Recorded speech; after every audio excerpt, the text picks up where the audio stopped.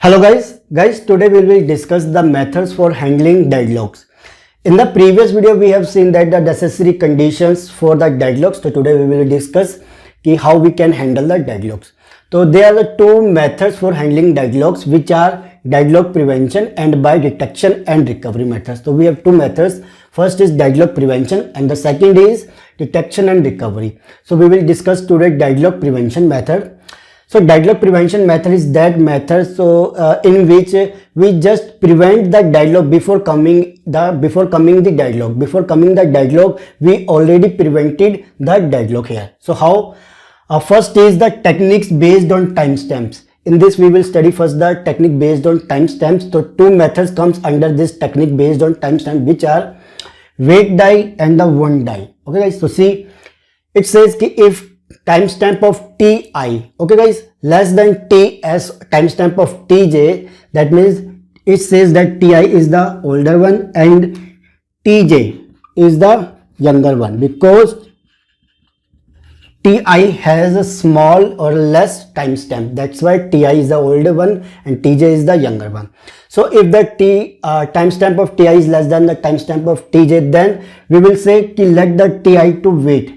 We will tell that ti you wait here, or else ti will roll back, or we will say you will roll back, because if it's roll back, then all the resources held by ti will be released, and that resources will be used by some other transactions. That means that transaction has not to wait, and ti will roll back or start its work from the starting. That means all the transactions will not be in the waiting state. In the second method, wound and wait, see, if timestamp of ti is greater than the timestamp of tj, that means ti is the younger one and tj is the older one. Now we will say that ti to wait here, else ti rollbacks. Again we will tell that ti you wait or the rollback, because if it's rollback, that means it will release all its resources, and that resources will be used by some other transaction who is waiting for that resource. Okay guys, so it will break that deadlock. Then after, the disadvantage of this technique is that unnecessary rollback leads to starvation. That means this ti may lead to the starvation because of the unnecessary rollback. Okay guys, there are some other methods which are advanced locking. This is not the part of this one. This is another method which comes under deadlock prevention. Advanced locking says locking all the variables in the beginning. We will lock all the variables which is used by the transaction. They will lock in the beginning all the variables, and it will release that variables in the end when the all work is done by that transaction. Okay guys, the third method is ordering data items. It says an order like 1 2 3 4 up to n is assigned to every data items. In the beginning, let's suppose there are 4 to 5 transactions, and this 4 to 5 transaction going to use 10 to 15 data items. Then we will order that data items. Suppose for an example, let's take an example.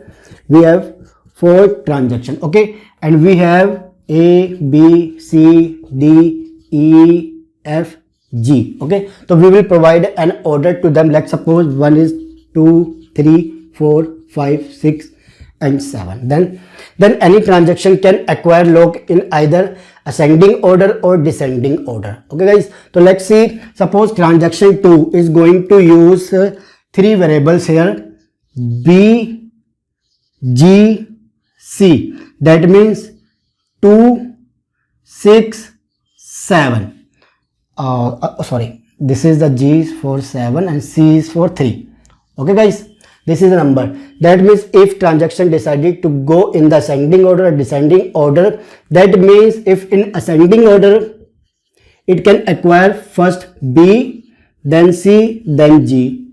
But if decided to go in descending order, it has to acquire g first, then c, then b. So this will be the order of acquiring or putting the lock on the variable by transaction 2, T2. Okay guys, so this will be in the ordering data items.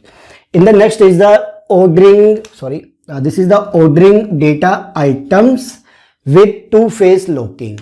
We are combining here the ordering data items and the two-phase locking. So we will put locks on two-phase locking. That means the growing phase and the shrinking phase. In the growing phase, they will acquire the locks. In the shrinking phase, they will unlock these variables here. Okay guys, so this is all about handling the deadlock by using the deadlock prevention method.